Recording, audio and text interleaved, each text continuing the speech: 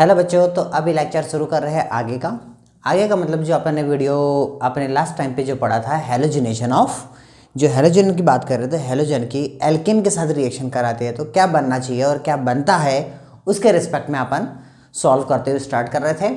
तो अपन ने chemical properties start कर दी थी, लेक्चर अपने साथ हो चुके हैं, ठीक है। और सेवन वीडियो के बाद में अपन कंटिन्यू अपन आगे स्टार्ट कर रहे हैं। नेक्स्ट जो अब अपना नेक्स्ट टॉपिक है वो छोटी छोटी जो रिएक्शंस है उनके फॉर्मेशन के लिए अपन रिएक्शंस देखेंगे। ओके, तो शुरुआत करते हैं। जैसे सबसे पहले एक रिएक्शंस देखते हैं,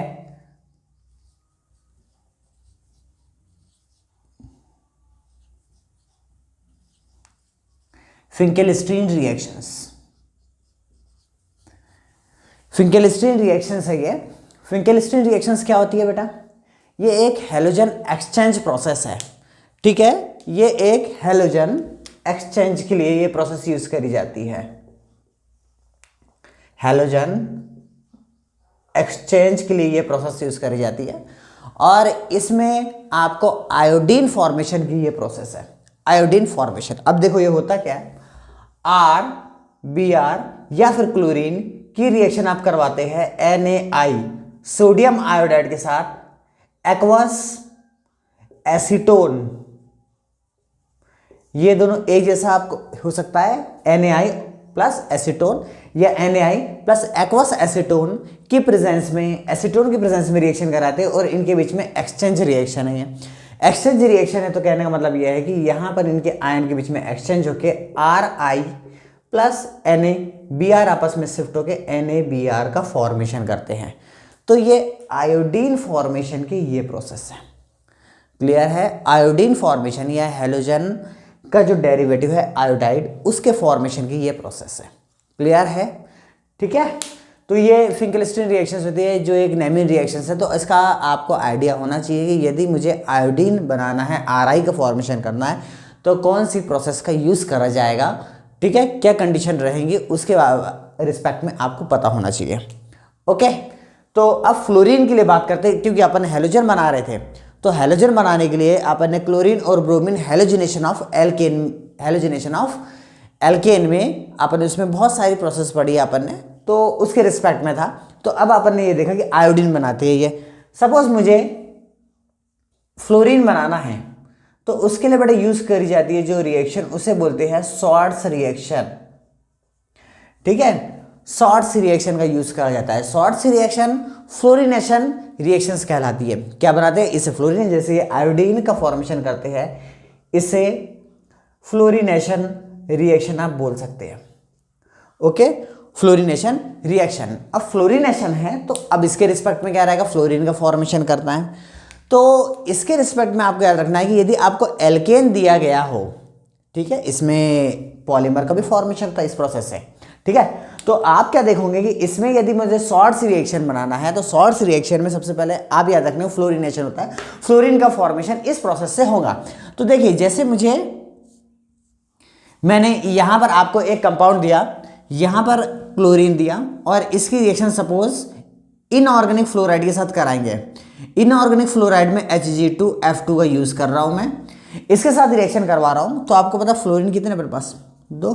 तो हैलोजन यहाँ पे क्लोरीन एक ही है, तो आप क्या करो, इसके मोलों की संख्या बढ़ा दो, डाइमर का फॉर्मेशन करेंगे तो प्रोडक्ट बनाएगा यहाँ पर F, और ये जो एक्सचेंज हो जाएगा तो कंपाउंड बना देगा Hg2F2, सॉरी Hg2Cl2 का फॉर्मेशन करता है। क्लियर है? अब एक सवाल ये था कि सर यहाँ पर जो इनऑर्गेनिक फ्लोराइड है, ये तो आपने को समझ में आया Hg2F2 है, तो इसके अलावा और भी फ्लोराइड्स है जो इसकी रिएक्शन कर सकते हैं कि नहीं? तो उसके लिए अपने को ये देखना पड़ेगा इनऑर्गेनिक फ्लोराइड कौन कौन से अपने पास फ्लोराइड्स होते हैं, उनके नाम पता होना चाहिए, ठीक है। तो COF3, SbF3, AgF, Hg2F2, ठीक है। ये इनऑर्गेनिक फ्लोराइड्स है, इनके थ्रू याद रहे आप एक्सचेंज करके रिएक्शन का फॉर्मेशन कर सकते हैं। इनऑर्गेनिक फ्लोराइड्स, ठीक है, इनऑर्गेनिक फ्लोराइड्स है जिनके आप रिएक्शन करके ये सब प्रोडक्ट का फॉर्मेशन कर सकते हैं। इतनी चीज क्लियर है? अब समझो आगे क्या करना है। अच्छा, ये तो एक प्रोसेस था बेटा, इसमें एक केमिकल नेम है, it is very very important, it is called as Teflon. Teflon is a polymer. तो जो इसके पॉलीमर का जो फॉर्मेशन करेंगे वो क्या प्रोसेस होता है वो समझना, इट इज़ वेरी इंपॉर्टेंट। ठीक है, तो सबसे पहले इंपॉर्टेंट में आप इसका नाम भी लिखना पड़ेगा। एक प्रोसेस है CH2 double bond CH2 ethene के साथ रिएक्शन कराएंगे। इथीन की रिएक्शन SbF3 के साथ में करवाते हैं। हाई टेम्परेचर लो प्रेशर की प्रेजेंस में रिएक्शन करवाते हैं, इसके पूरे फ्लोरीन सब्स्टिट्यूट होके प्रोडक्ट बना देते हैं CF2 डबल बॉन्ड CF2 का फॉर्मेशन करते हैं। ये CF2 क्या होता है? टेट्रा फ्लोरो इथीन, टेट्रा फ्लोरो इथीन। ओके, ये मोनोमर यूनिट है इसकी। अब यदि मुझे यही बनाना है, कौन सा? CF2 का फॉर्मेशन करना है, तो आप और कौन सी प्रोसेस है जिसके थ्रू आप इसका फॉर्मेशन कर सकते हैं? तो क्या हो सकता है बेटा, एक और CHCl3 के थ्रू भी बना सकते हैं, इट इज क्लोरोफॉर्म। या फिर इसे और क्या बोल सकते हैं? ट्राइफ्लोरोमीथीन। ठीक है, इसकी रिएक्शन भी आप कर सकते हैं। इसकी भी रिएक्शन आप SbF3 के साथ करवाओ और CHF2Cl, इसके साथ पहले इंटरमीडिएट ये बनेगा, इसके साथ इसी का आप डाइमर कर दो। क्या? इसी का आप डाइमर कर दो। डाइमर मतलब इसी के दो मोल आपस में रिएक्शन करवा देंगे, CHF2Cl। तो यहाँ पर जो आपस में रखेंगे HCl के दो मोल बाहर निकल जाएंगे और compound CF2 double bond CF2 का फॉर्मेशन कर देगा। It is trust form of HCl का फॉर्मेशन करेगा ये प्रोसेस। क्लियर है? ये क्या कंपाउंड है? CF2 और यहाँ भी CF2 क्या है? इसी का ये दोनों सिमिलर कंपाउंड है। तो CF2 बनाने की जो प्रोसेस है, अपने पास दो प्रोसेस है, इन दोनों में से आप किसी भी प्रोसेस का यूज करके CF2 का फॉर्मेशन कर सकते हैं। क्लियर है? अब आप कुछ नहीं, ये दोनों का सेम है, आप इसी से बना देते हैं। इसी का आप पॉलीमराइजेशन कर दो। पॉलीमराइजेशन क्या होता है? What do you mean by polymerisation? Polymerisation वो प्रोसेस होता है जिसमें एक यूनिट, एक छोटे मॉलिक्यूल का आप पॉलीमर फॉर्म या पॉलीमराइजेशन करते हैं, उसका एक लार्ज मॉलिक्यूल या एक मैक्रो मॉलिक्यूल का फॉर्मेशन करते हैं, वो उस मोनोमर यूनिट का पॉलीमर कहलाता है। ठीक है, तो इसे करने के लिए इसका पॉलीमराइजेशन करेंगे 870 से 1020 केल्विन टेम्परेचर रिक्वायरमेंट रहेगा। और इसकी जब आप रिएक्शन कराते हैं तो इसका पॉलीमर बनाते जाओ और कंपाउंड जो पॉलीमर का फॉर्मेशन करता है क्या बनाएगा? CF यहाँ पे CF, यहाँ पर CF आपस में कंबाइन कर देंगे और ये N बना देगा। ओके, ये कंपाउंड है टेफ्लॉन। ठीक है, इस कंपाउंड को कहा जाता है टेफ्लॉन। क्लियर है? टेफ्लॉन ये बनाते हैं इस प्रोसेस से। अच्छा, इसका और क्या नाम हो सकता है? टेफ्लॉन तो मैंने इसके थ्रू बताया, अब इसके थ्रू आप देखते हैं टेट्राफ्लोरोइथीन। तो बेटा इसके n नंबर ऑफ मॉलिक्यूल आपस में कनेक्टेड है, इसलिए इसका और क्या नाम हो सकता है? PTFE। क्या नाम हो जाएगा? Polytetrafluoroethylene. Polytetrafluoroethylene, it is also known as. Okay, समझ में आया?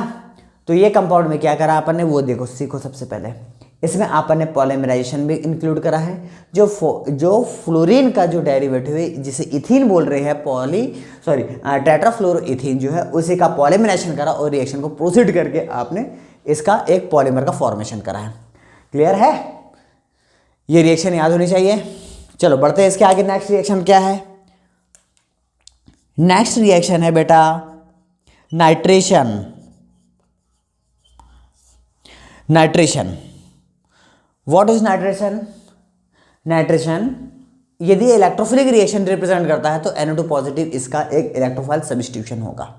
ठीक है, और यदि आप इसके एजेंट की बात करते हैं, अब डायरेक्ट HNO3 का यूज कर सकते हैं, या फिर HNO3 का जो एजेंट रहेगा उसका एजेंट कौन रहेगा? Nitrating mixture. क्या होता है? Nitrating mixture. नाइट्रेटिंग मिक्सचर क्या होता है? It is equal quantity of HNO3 concentrated HNO3 and concentrated H2SO4 equimolar में होना चाहिए। ठीक है, वो इक्विमोलर का मतलब यह है कि दोनों 1:1 के रेशियो में आपस में कनेक्ट करवाना पड़ेगा आपको, और उसका जो मिक्सचर फॉर्मेशन होता है उसे कहते हैं नाइट्रेटिंग मिक्सचर। तो यहाँ पर भी आपको नाइट्रेशन की रिएक्शन करवाना है तो आपको या तो आप HNO3 की डायरेक्ट रिएक्शन करा दो, 670 केल्विन पे, या फिर आप नाइट्रेटिक मिक्सचर के साथ रिएक्शन करवा दो, डैट NO2 ग्रुप सब्स्टिट्यूट होके प्रोडक्ट फॉर्मेशन करता है। अब बात करते हैं कि ये जो रहता है डैट भी रिएक्शन कर सकता है और चाहे तो बॉन्ड फिजन के थ्रू भी कर सकता है। अब यदि आपको एक बड़ा मॉलिक्यूल दे देते हैं, तो यदि बड़ा मॉलिक्यूल दिया है तो पहले तो आपको याद रखना पड़ेगा उसका एक प्रोडक्ट डायरेक्टली रिएक्शन करेगा तो उसकी 2 डायरेक्शन या 3 डायरेक्शन बन सकती है। सपोज कोई मॉलिक्यूल जिसमें 3 डिग्री भी अवेलेबल है, 3 डिग्री भी प्रोडक्ट बनाया जा सकता है। लेकिन यदि कोई 2 डिग्री वाला दिया है वो तो 1 डिग्री और 2 डिग्री दोनों का फॉर्मेशन करेगा। और यदि उसमें फ्यूजन होता है तो फ्यूजन का मतलब कोई 3 मॉलिक्यूल है तो उसके छोटे छोटे पार्ट में भी डिवाइड हो जाएगा, ठीक है, स्मॉल क्वांटिटी में भी कन्वर्ट हो सकता है। अब एक एग्जांपल समझने की कोशिश करते हैं। जैसे ये दिया मैंने आपको प्रोपेन है, ठीक है, प्रोपेन का है, मैंने नाइट्रेटिक मिक्सचर करा HNO3 के साथ, HNO3 के साथ रिएक्शन करा तो रिएक्शन में ऐड होता है HNO2 पॉजिटिव, ठीक है। अब ये रिएक्शन में क्या हो जाएगा, अटैक करेगा। तो याद रहे सबसे पहले जब भी आप नाइट्रेशन करेंगे तो 2 टाइप के, जैसे मैंने बताया आपको, nitrating mixture concentrated HNO3 plus concentrated H2SO4 का कॉम्बिनेशन होता है, ठीक है। ये तो मैंने नाइट्रेटिक मिक्सचर की कहानी बताई। अब बात करते हैं यदि आपको HNO3 दिया है तो रिएक्शन के थ्रू प्रोडक्ट क्या बनेगा, सवाल ये है। तो जब आप इसके साथ रिएक्शन करते हो तो याद रहे जैसे कि मैंने बताया, या तो उसके 1 डिग्री 2 डिग्री पर अटैक करेगा, पहले तो आपका प्रोडक्ट यही बनेगा, ठीक है। तो समझने की कोशिश करना कि इसमें पहले तो आप 1 डिग्री का एक प्रोडक्ट बनाओ, ये दिया है, यहां पर एक NO2 यहां पे कनेक्ट हो जाएगा। एक ये हो सकता है कि इसका 2 डिग्री में भी प्रोडक्ट बना दें।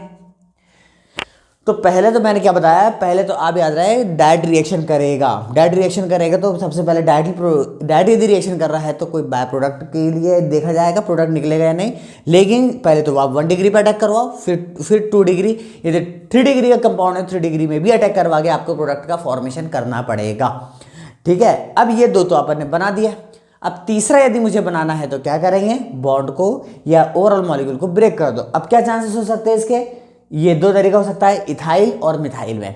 सपोज मैं प्रोपाइल देता या ब्यूटाइल देता, ब्यूटेन देता, तो ब्यूटेन में क्या करेंगे आप, पहले तो 2 के पार्ट में डिवाइड कर दो, फिर उसके बाद क्या कर सकते हैं 3 और 1 के पार्ट में डिवाइड कर दो, तो ऐसा भी डिवाइड हो सकता था, ठीक है। तो यहाँ पे आप देख रहे हैं तो और क्या क्या बन सकता है इसमें, जैसे कि मैंने बताया यहाँ पर एक NO2 यहाँ पे आ जाएगा और एक CH3NO2 भी इसका प्रोडक्ट बना जा सकता है। तो ये जो 2 प्रोडक्ट है वो बॉन्ड या उसकी चैन डिसोसिएशन या फिर फिजन, चैन फिजन आप कह सकते हैं, इस चैन का, इस मॉलिक्यूल के चैन फिजन होता है और उसके स्मॉल पार्टिकल में डिवाइड हो जाएगा। और यदि उसके डायरेक्ट एडिशन होता है, डायरेक्ट एडिशन में ये वाला प्रोसेस करके बाय प्रोडक्ट वाटर मॉलिक्यूल बाहर निकलेगा, ठीक है। यहाँ से OH और इसका एक H, जहाँ से भी आप रिएक्शन कराएंगे वहाँ का एक H और यहाँ पर HNO3 का OH आपस में कनेक्ट करके वाटर मॉलिक्यूल एलिमिनेट करता है। ये पॉइंट समझ में आया, ठीक है। इसे आप बोलते हैं नाइट्रेशन, क्लियर है। अब आते हैं सल्फोनेशन पे।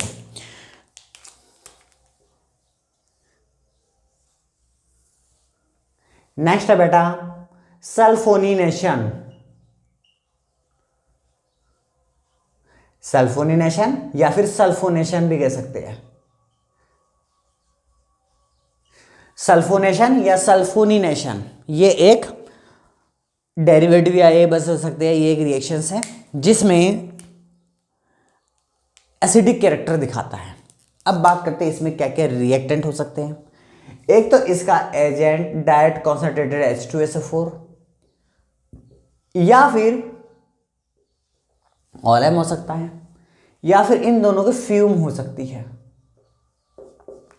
ऑलएम क्या होता है, यदि आपको याद हो ये पी ब्लॉक में पढ़ते हैं, सल्फर के ऑक्सी एसिड्स में जो उसकी लिस्ट है उसमें एक नाम है ऑलएम, ठीक है। ऑलएम का फार्मूला होता है बेटा H2S2O7, ठीक है। और यदि ये फार्मूला याद नहीं है तो आप तो सीधे याद रखना है कि H2SO4 प्लस SO3 का कॉम्बिनेशन जो कहलाता है वो ऑलएम होगा, ठीक है। ये आप डायरेक्ट याद रख सकते हैं, ठीक है। चलो इसमें थोड़ा सा आगे रिएक्शन देखते हैं। सपोज मैंने एक रिएक्शन दिया आपको ये, ठीक है, यहाँ पर एक H, तो यदि मैं इनके साथ रिएक्शन कराता हूँ तो H2SO4 का यदि ब्रेकडाउन करेंगे तो आपको पता है OH प्लस SO3H नेगेटिव और ये यहाँ पे पॉजिटिव, या फिर इसका नेगेटिव इसको पॉजिटिव करके वो बॉन्ड डिसोसिएशन के बेस पे आएगा।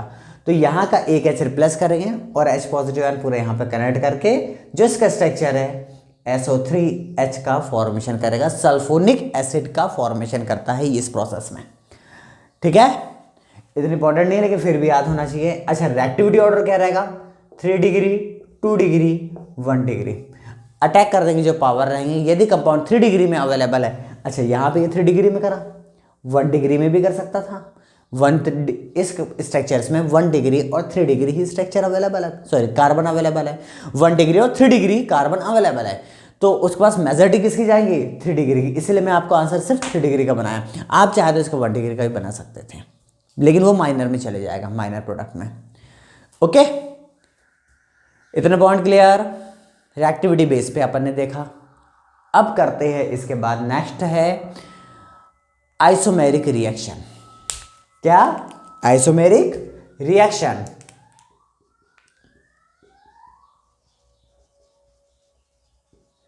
आइसोमेरिक रिएक्शन बेटा, आइसोमेरिक यदि रिएक्शंस है तो आपको इसका एजेंट सबसे पहले तो याद होना चाहिए। आपको यदि इसका एजेंट क्लियर है तो एजेंट क्या कहेंगे? इसका एजेंट AlCl3/570 केल्विन।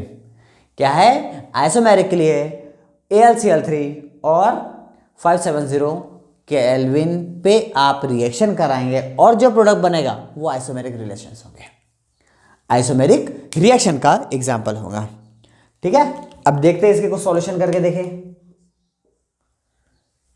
जैसे एक एग्जाम्पल लेते हैं, AlCl3 के साथ में मैंने पहले आपको ब्यूटेन दिया, एक एग्जाम्पल उठाया अपन ने ब्यूटेन। इसका यदि आइसोमर्स की बात करें in presence of AlCl3/570 kelvin पे आप रिएक्शंस करवाते हैं तो क्या बनेगा? आपको जो इसका एग्जाम्पल लगेगा, इसका जो आइसोमर्स है वो इसके स्ट्रक्चर्स बनाएगा। तो कितने आइसोमर्स हो सकते हैं इसके? ये एक और एक ये पॉसिबल है। ठीक है, तो this is butane and this is 1 methyl propane, या फिर आप इसके आइसो के फॉर्म में बोल दो। ठीक है, तो भी चलेगा। एक दो एग्जांपल और देखते हैं। जैसे आपको मैंने एग्जांपल में पेंटेन दिया, in presence of AlCl3/570 kelvin पे रिएक्शंस करते हैं तो इसके प्रोडक्ट इसके आइसोमेरिक बनेंगे। तो आइसोमेरिक इसके कितने आइसोमर्स हो सकते हैं तो वो याद होना चाहिए आपको। ठीक है, तो बनाते आना चाहिए। एक तो ये बन जाएगा 1,2,2 मिथाइल ब्यूटेन, सॉरी ब्यूटेन। और क्या हो सकता है? Yes, this is also okay, ये भी इसका स्ट्रक्चर हो सकता है। ओके, तो आगे देखते हैं, एक दो और आगे बढ़ते हैं। एक इंपॉर्टेंट रिएक्शन है यहां पर, दिस इज एरोमेटिक रिएक्शंस। एक बार ध्यान से देखिए, इनमें तो कोई दिक्कत नहीं है आपको, इसमें समझने की कोशिश करो। इनमें से कोई दिक्कत है तो अपन आगे नेक्स्ट में देखते हैं। अब ये भी एक रिएक्शन हो सकता है। अब इसका रिवर्स रिएक्शन भी हो सकती थी। अब रिवर्स रिएक्शन का मीनिंग क्या होता है? सपोज आपको मैंने कोई 2 डिग्री वाला दिया तो आप उसे चेन फॉर्म में कन्वर्ट कर दो। चेन फॉर्म में कन्वर्ट का मतलब क्या है कि आपको सपोज मैंने एक ही एग्जांपल दिया और इसकी रिएक्शन कराए AlCl3/570 केल्विन के साथ में, तो ये दिया है तो इसकी क्या रिएक्शन हो सकती है तो वो भी देख लो। सपोज ये दिया है तो आप इसे कन्वर्ट कर सकते हैं, कन्वर्ट कर सकते हो इसके नॉर्मल स्ट्रक्चर्स में। नॉर्मल स्ट्रक्चर्स मतलब दिस, और चाहे तो इसके आप और जितने भी डेरिवेटिव होते हैं वो सब का फॉर्मेशन हो सकता है। समझ में आएगा? तो इस टाइप की भी रिएक्शन पॉसिबल होता है कि आप उसे कन्वर्ट कर सके। ओके, चलो आगे। अब जो नेक्स्ट रिएक्शन है बेटा उसे बोलेंगे अपन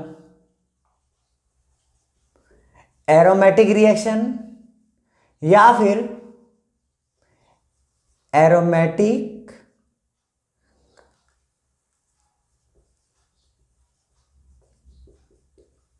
दिस। ठीक है, अब देखो इसका काम क्या है। इसका सीधे से काम होता है नॉर्मल एल्केन को कन्वर्ट करो आप एरोमेटिक में। इस प्रोसेस को आप क्या कहते हैं? Aromatic reaction. सबसे पहले तो आपके इसके एजेंट क्लियर होने चाहिए, क्योंकि सबसे ज़्यादा डिफिकल्ट होता है एजेंट का आइडेंटिफाई करना। एजेंट का आइडेंटिफाई करना तो इसके रिएजेंट क्या क्या हो सकते हैं, तो वो देखो। सबसे पहले तो इसके रिएजेंट क्या क्या हो सकते हैं इसमें, तो reagent Al2O3 plus Cr2O3 SePt Pd।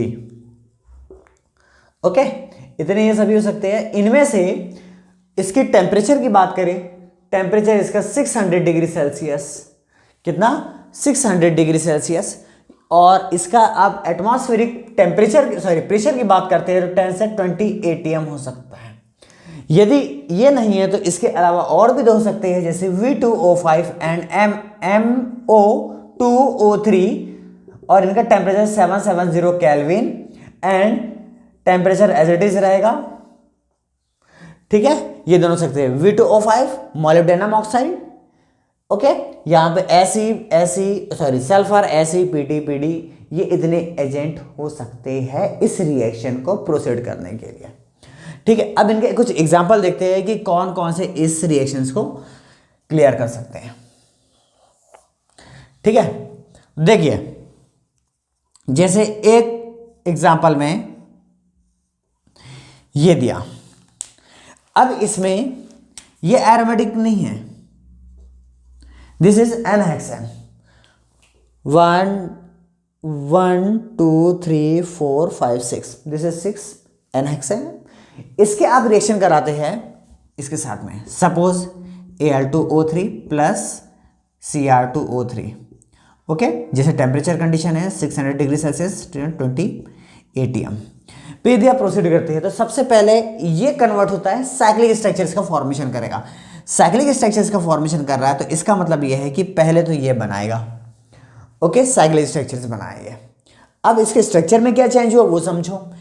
इसका यदि आप स्ट्रक्चर, ये नॉर्मल हेक्सेन है तो स्ट्रक्चर होता है C6H14 और जब इसका साइक्लिक आता है तो C6H12 होता है। कहने का मतलब ये कि इसे जब इधर कर रहे हैं तो H2 का लॉस हुआ है, ठीक है, और H2 का लॉस हुआ है मतलब रिएक्शन में ऑक्सीडेशन हुआ है।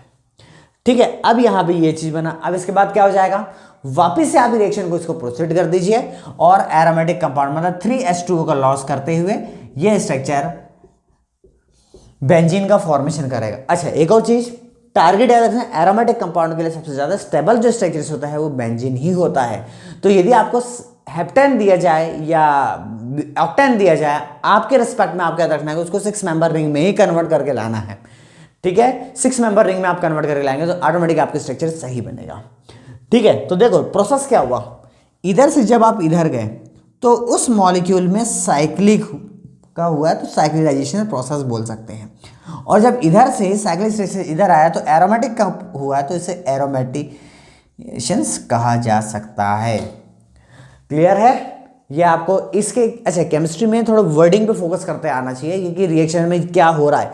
यदि रिएक्शन में हो रहा है तो आपको साइक्लिक और एरोमेटिक रिएक्शंस में डिफरेंशिएट करते आना चाहिए। ओके, ये क्या, सपोज एक स्ट्रक्चर से और थोड़ा सा लॉन्ग करने की कोशिश करते हैं।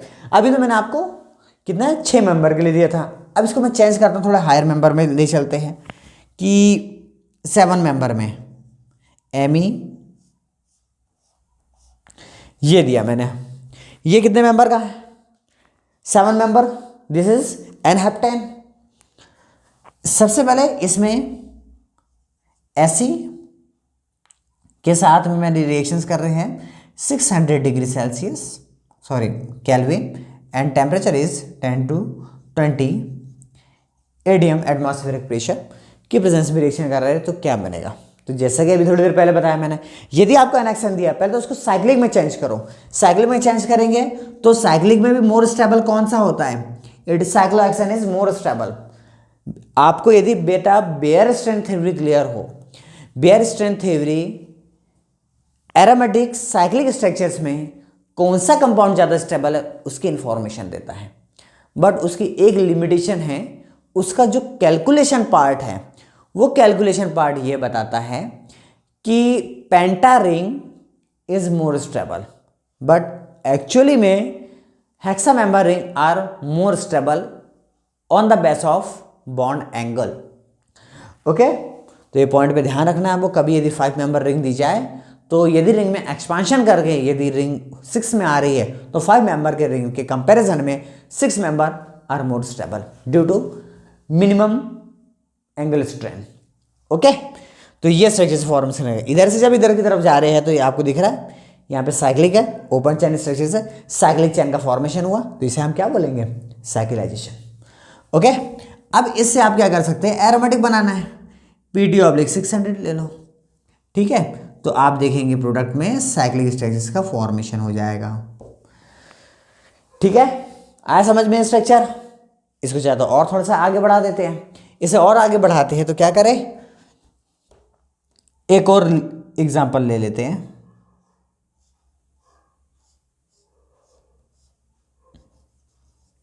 ये दिया 1 2 3 4 5 6 7 8 ऑक्टेन के लिए बनाना है। अब ऑक्टेन के लिए बनाना है तो क्या करें बेटा, तो ऑक्टेन के लिए आप देखेंगे तो सबसे पहले क्या नाम की रिएक्शंस करेंगे अपन, Al2O3 प्लस Cr2O3 और रिएक्शंस कराएंगे 600 डिग्री केल्विन में और 10 to 20 ATM का यूज़ करते हैं। तो प्रोडक्ट क्या बनेगा, पहले तो रिंग को आप इसको साइक्लिक में चेंज करो, साइक्लिक में चेंज करेंगे तो क्या बनेगा, Me